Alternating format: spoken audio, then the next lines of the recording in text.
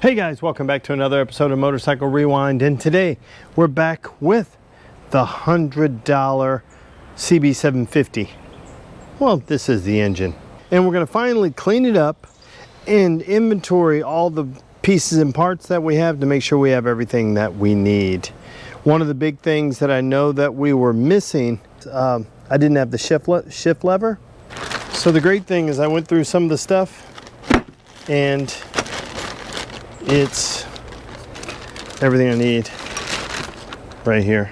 So I'll have to clean up all these parts, pull off that side cover, make sure I have everything I need to be able to put that together. But the main thing we're going to do right now is clean up this engine. I've already started down here, already pulled all the valves, springs, everything out off of this, and really starting to clean it up. I'm using the engine degreaser heavy duty gel from Gunk.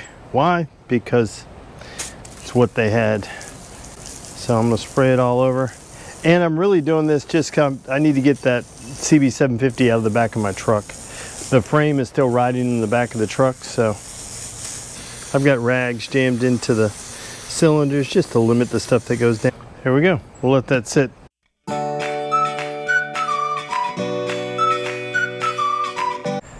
The good thing about having it on this engine stand is you can rotate it around. So I've got it rotated right here so we can cook the bottom, sprayed it down, and then we'll do the rest. But it's looking considerably better than what it was before. Okay guys, here's our engine now that it's cleaned and back inside. It is considerably better than what it was. I need to clean up this gasket surface here. But we're just going through and cleaning it up. I'm going to go through and clean all of this up, but it looks considerably better. And then we'll start putting the top end together. So you can see what I've been doing is checking out what I have, kind of inventorying everything that we have, and then cleaning it up along the way. So this is the cylinders. We went ahead and cleaned the gasket surfaces, cleaned it up. This is, we pressure washed all this, and then we also went ahead and just honed the cylinders pretty good. Here, I'll show you in here so you can see they're all pretty good. Cleaned them up, just ran the hone through it quickly. Cleaned up our mating surfaces back here so everything is good. We did the same thing with our head over here. We pulled all the valves out. We cleaned up all of this. You can see it just looks so much better. Just getting it ready to go back together. Everything has been cleaned. We went ahead and soaked all our rockers in the vapor rust to make sure there wasn't any rust on it. And then we hit them with a wire wheel, this is a cap. Let me move that out of the way. This stuff.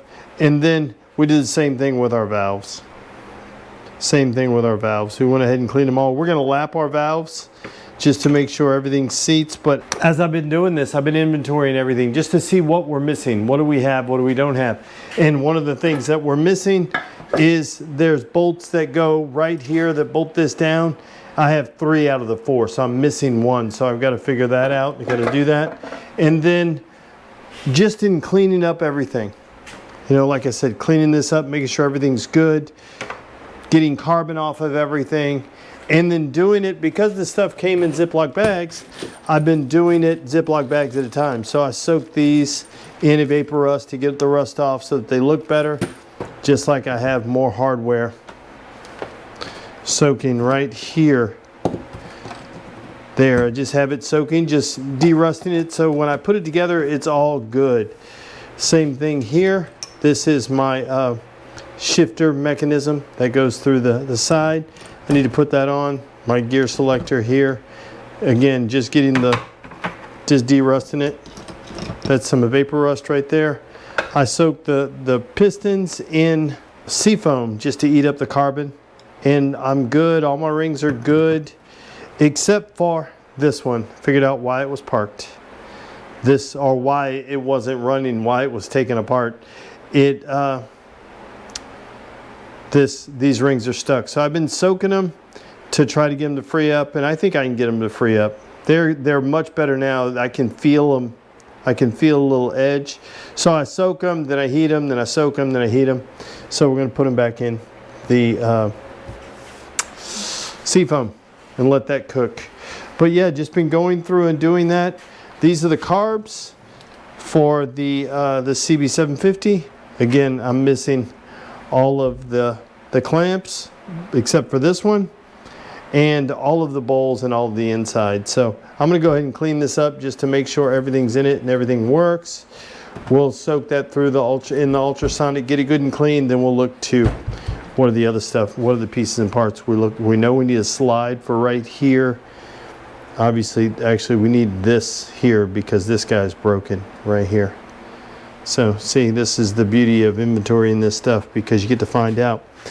So this bit right here is broken, so I need another old crappy carb body that I can take some pieces and parts off. Is basically what I need. So I'm going to search on eBay to be able to find that. See if I can find it. Or if you guys have something, just hit me up in the comments. Let me know if you have some CB750 parts that you're willing to get rid of. This is for a 1973, so this is an early one. So I'd like to stick with that if I could. So yeah, it's just taking our time going through all of the bits and pieces, inventorying it, because what I'm going to do after I finish cleaning everything, I'm going to go through with the CMSNL page open. So this is what I do. I googled 1973 Honda CB750 CMSNL, and then the very first thing that pops up is this parts list. And then I click on it, and then I go to the page that I want. So I need to sort out all the hardware to make sure I have everything. So I can go right here to cylinder head cover. Starting, I just click this one just because it's here. View larger image. And then, okay, I need 1, 2, 3, 4. If I count up all the 17s, 5, 6, I can figure out how many of those I need. And then I go, okay, let me figure out what size they are, because a lot of times this is what they show you, which I think is awesome. So if I go to 17 down here, and let's see, it tells me the size, 6 by 63. So 6 millimeters by 63 millimeters, which is the size, or M6 by 63 millimeters is what it is. So now, so I know I need a 63 millimeter screw, so I look for that. And then I know how many of those I need. And now I search for that. And then I set them aside, because now I can set them aside with this cover that it goes with, and then everything's together. So when I set it out on the table to put this thing together, I'll have all the pieces and parts. I'm not going to have them in a bucket. I'll have them sorted where they go, so it's easy. So when I go to put this thing together, it'll go together so much quicker. So it's really about, I take more time, especially when I'm dealing with an engine that I didn't take apart. I take more time on the front side of cleaning, inventorying what I have, sorting out what I need, and then getting what I need, and then start putting it together. I want everything I need so I can just go start to finish, because it's not hard to put it together when you have everything. It's when you're having to stop and start because you don't have this, you don't have that. So that's CMSNL is an amazing resource. Now, if I can't find them locally, I know I can order them from them, and they're $1 a piece. Well, or euro a piece, right? It tells me 16 is 50, 17 is 60. What was the other one I saw? This one's 40, 15, right? 40. So it gives me the sizes. When you're dealing with stuff like this, which one goes where, or, you know, just a big old bag of hardware, which one goes where, that's such a great resource that'll help you through it. So that's really what I'm doing, organizing this engine, cleaning it, and then so when it's time to put it together, it goes together super simple, super easy. So we're still soaking this piston. I think we can free it up. I think we can get that. It's just stuck in the land. And so once we get it unstuck, and that's the part, because you want to start prying on it, and that's when you'll break the ring. So, and then you still have to dig it out. So if you're going to use that piston. So I'm going to take my time on this. That's going to be what's going to dictate when we start putting this thing together. But in the meantime, while it's soaking, I can be inventorying everything else I need, figuring out what I have, putting them where they go. I'm going to lay them all out on a table so it's just grab and go, and I know exactly where everything goes. Let me know in the comments down below, how do you do it? Some people can work out of a bucket of bolts, and I applaud you for doing that. This is the only spot to where I'm kind of linear, meaning I have to have everything lined out, everything sorted, everything there. Most of the time in my normal life it's not that way, but when I'm putting these things together I need them kind of sorted to be able to go through.